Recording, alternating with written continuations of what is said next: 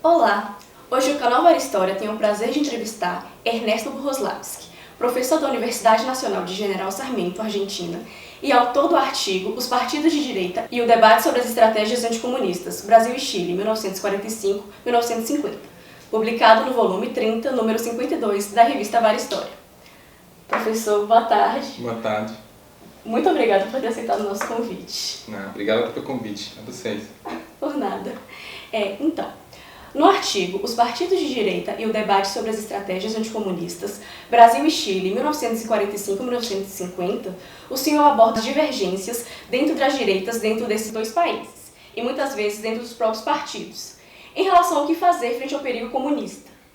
Nisso, o senhor analisa algumas divergências ideológicas profundas dentro dessas direitas. Que tipo de divergências eram essas? Bem, normalmente existe a crença de que as direitas são bastante homogêneas, não?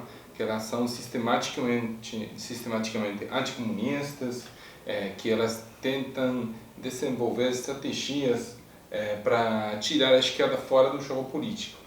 Então, o que eu procurei fazer nesse artigo foi oferecer um panorama mais complexo do que eram as direitas no Chile e no Brasil, no contexto entre o final da Segunda Guerra e o começo da Guerra Fria.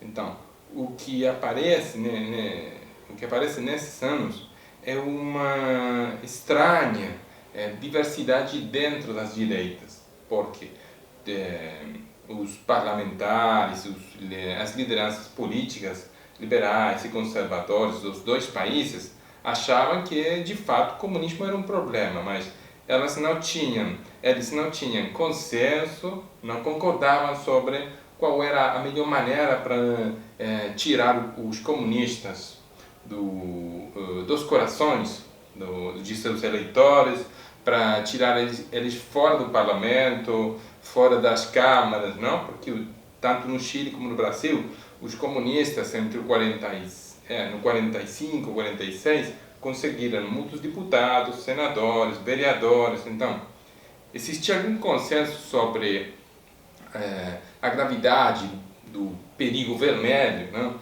Mas não existia consenso sobre como devia ser enfrentado aquele problema. Tinha diversidade nesse sentido sobre a adoção de metodologia. Uma parte mais, alguns atores mais autoritários achavam que o melhor seria a cassação dos mandatos dos comunistas e o processo de levar os partidos comunistas fora da lei. Outros tinham perspectivas ainda mais autoritárias e achavam que a melhor saída era aquela que convertia os comunistas em atores do crime. Só isso. Então, a solução não devia ser feita pela lei, mas pela justiça, sobretudo pela polícia.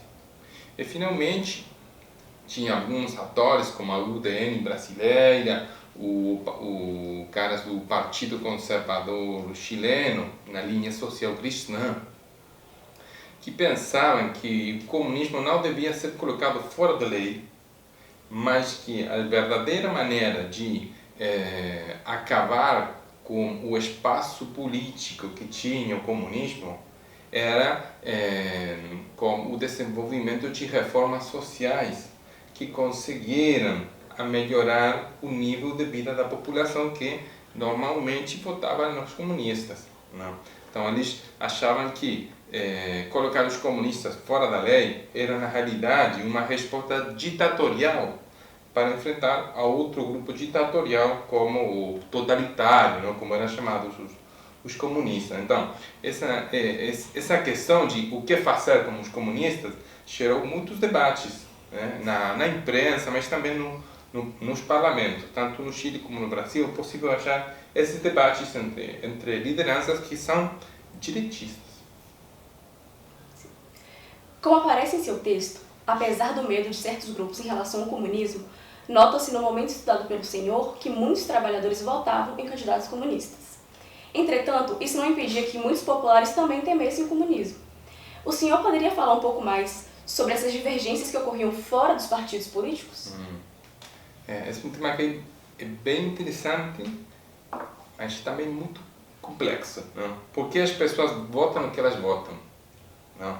Será que elas votam só pelo seu nível de ingresso? Só pela sua posição na estrutura social?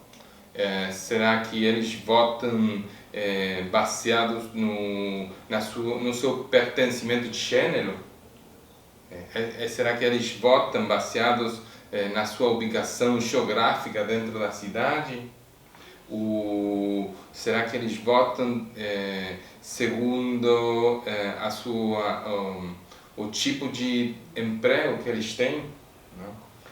Durante muito tempo, as ciências sociais achavam que as pessoas votavam segundo sua posição na estrutura produtiva.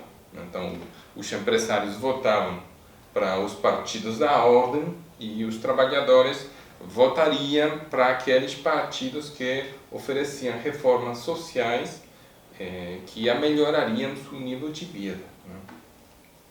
Mas acho que muitas pesquisas históricas agora estão mostrando que a maneira na qual as pessoas decidem, escolhem quem votar, são processos muito complexos.